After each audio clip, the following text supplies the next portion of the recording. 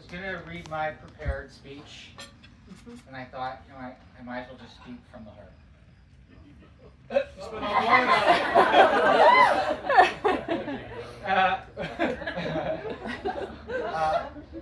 Hello. For those of you who don't know me, which pretty much most people here don't know me, and I don't know you, hopefully later on I can get to know more people here. My name is Brent Mace. Pronouns he, him, she, her, we, us, they, them, sometimes it. I'm Dan's good-looking, charming, and super cool best man and best friend. I'm still gonna punch you later. Let's see. All right. Finding love, real love.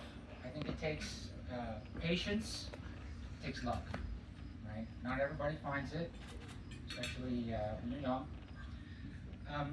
So I think you guys are extremely fortunate to meet your one true love, your soulmate, the person who will stand by your side and love you for the rest of your life. For Daniel Hallwell, that day happened on a warm September afternoon 13 years ago when he met me. This is a big day for me. I was chosen to be Dan's best man. A lot of pressure, a lot of emotions for me. Dan and I were roommates for 4 years during university.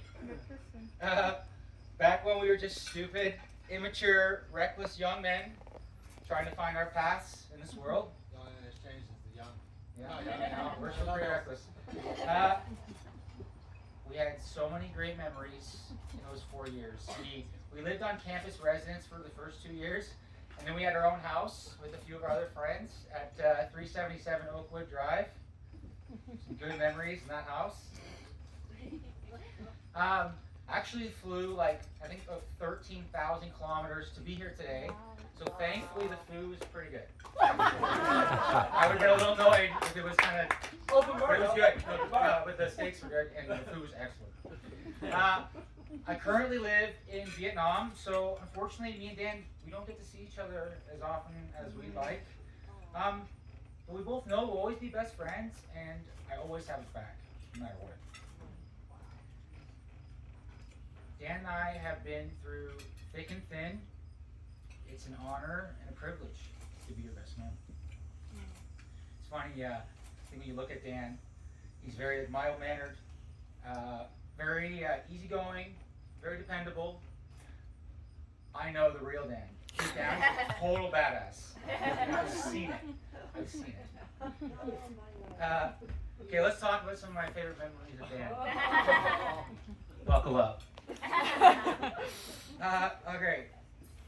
So earlier yesterday we got rid of Dan's old car.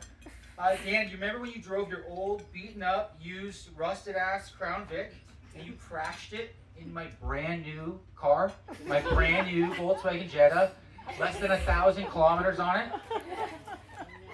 Put it right in reverse in Florida, buddy. Yeah. In a fit of rage, I grabbed the trash can and I threw it at him. Yes, you did. At the time, it wasn't funny at all. But now it's definitely funny. And weirdly enough, it kind of brought us closer together. We kind of became better friends after it. All right. Start with that one, huh? One time we played pond hockey. It was like -40. I don't know why we did that. It was dumb. The puck literally shattered into pieces. I got frostbite on the big toe. I couldn't feel my big toe for 3 years. Our other roommate had to go to the hospital because of his foot, a frostbite. Or the time you got wasted, you stole that cop car and you crashed it in the university library. No, just kidding. No, never happened. He would have been a lot cooler if he did. I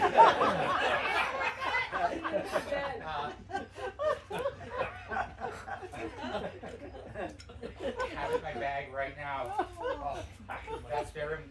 It's there.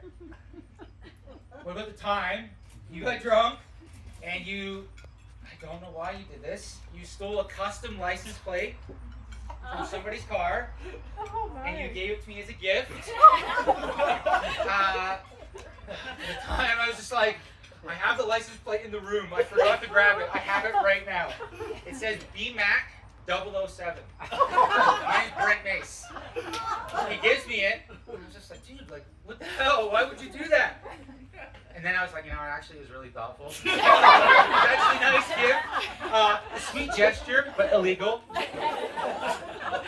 I've been waiting 13 years with that license plate for this day to bring this up. And it's in the room right there. I swear I have it in there. Damn it. I forgot. I need a quick drink. Water.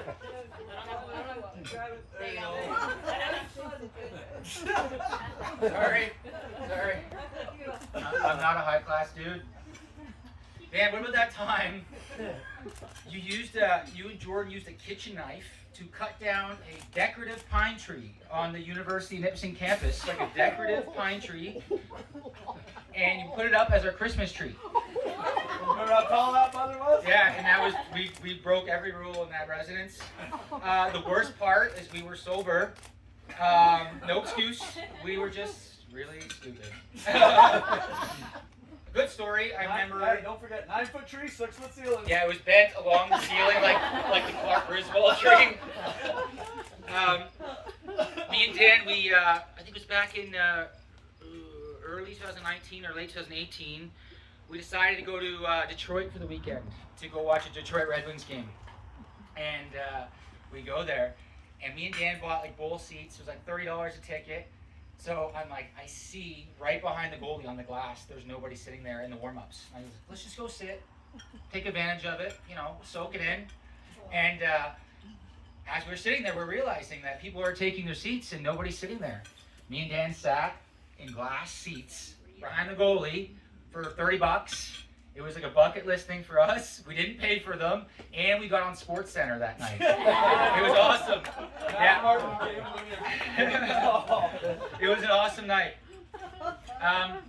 One of the highlights, I would say, of our friendship was at the end of university, our last year. Some people do like those Florida trips or something like that. Me and Dan, not us. We decided to do a 10-day USA road trip, just the two of us, loosely planned around going to hockey games, snowboarding, and some other stuff. It was great. It was amazing. And we took his crappy Crown Vic at the time, and it was great. Best car I'll ever own. All right. One of the highlights. So we come into Denver, Colorado. Colorado had just legalized marijuana. This was like a few months after they had just legalized it. We cruise into Denver, and I was like, so Dan doesn't smoke weed. Like, I'm the degenerate pothead. You've probably seen over there. So I was like, oh, let's go grab let's go to a dispensary. It was like a novelty at the time. So we go, I buy weed. The salesman convinces Dan to buy these weed candies. And I remember Dan was all for it. We go back to the hotel room, and we start watching this movie. And I look over at Dan. Dan had Chinese eyes. He looked Chinese. No offense, Mike. Dan was so stoned. He was acting like Joe Biden. He was just like, and Dan turned into like a Chinese Joe Biden. And I was like, Dan, are you okay? And he's like, what? Like, he just was in another planet. And I couldn't believe it. It was hilarious. We still joke about it to this day. So when I first met him, Dan's got a bunch of tattoos. And so when I first met him, I think he had like 4 tattoos, and something like that. So he has an acoustic guitar on his arm. He's got this faith tattoo on this arm. Dan's got a Notre Dame football tattoo on his chest. So I was like, oh, like, you play guitar? He's like, oh, no. And then I'm like, well, you're like really religious. He's like, no. You play football? No. I knew then Dan would make a funny, cool, and interesting roommate. So many good memories with Dan. All right. Dan comes from actually a really great family. You will not find better parents than Sue and Larry. Larry, a.k.a. Lair Dog. Old Lair Dog. I started it. I'm the only one that says it. I'm hoping it catches on in the family here. Dan and his sister, they both turned out great. And both of them, like wonderful human beings. Dan's new brother-in-law, Mike, is a great dude. This is truly a wonderful family. Erin, she's a sweetheart. She's a force to be reckoned with. And if you didn't already know, Erin is sharp. A very intelligent woman. Compared to her, me and Dan are like, I don't know, Dumb and Dumber, or Beavis and Butthead. Compared to Erin.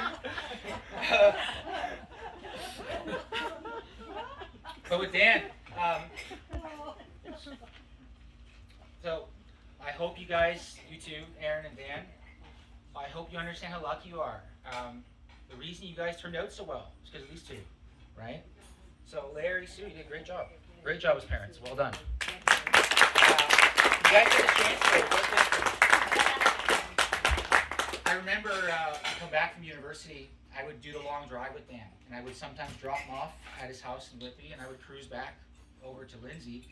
And I always, at first I was a little nervous to visit them, and Dan's like, oh, my parents, like, they need to meet you. Like, you have to hang out with us. And I was like, okay. And so but quickly, I became like a member of the family. And no matter what, I always had to stop in and visit you guys. It was the first time I'd ever seen a family, like, hang out together and, like, talk at the table. Like, my family wasn't really like that, and I really saw that. And so now, as I'm getting older, I'm starting my own family. I want something like that. I want to be able to sit down and chit chat, know your kids' friends. Really important. Dan is like one of the most intelligent. He's low key. He doesn't show it off. He's a very smart person. He's hilarious. It makes me laugh so much. We can really riff together. He's considerate, and he's one of the most well-rounded, balanced people I know. And I think that's like nowadays, you don't see a lot of that. He's got the book smarts, and he's mechanically inclined. So he's got that like double threat. Not many people I know have that combination. Like, that's a really killer combination. Like he can fix things, and he's smart. So he's at that. He's always been a truly dependable friend, and I've always been able to count on him when it matters the most. He's a fantastic cook. He's a good hockey player. He's a pool shark. And he's got great taste in movies and books. I've always admired, he's very impressive, his ability to handle things like with grace and discipline and humor. I met Alora around like a year and a half ago. Right away, I could tell. I was like, oh yeah, I see it. They're in love. Right away, I could tell. And Dan's very private, so to get information out of him is a little difficult. You kind of have to like interrogate him a little bit, but he'll open up. I think you're his yin, you're her yang. It's like you're a good balance. You guys complement each other really well. Just I remember when Dan was telling me about her, just like the way he spoke about her, and then I came here and just the way he looked at her, the way she looked at him. I could tell. I was like, oh yeah, these two are madly in love. And the one night, this is about a year and a half ago, almost 2 years ago, me and Dan were just hanging out privately. And I was just like, I just kind of gave him a look. I was like, what do you think? Are you going to marry this girl? And he just goes like, yep. Classic Dan lies.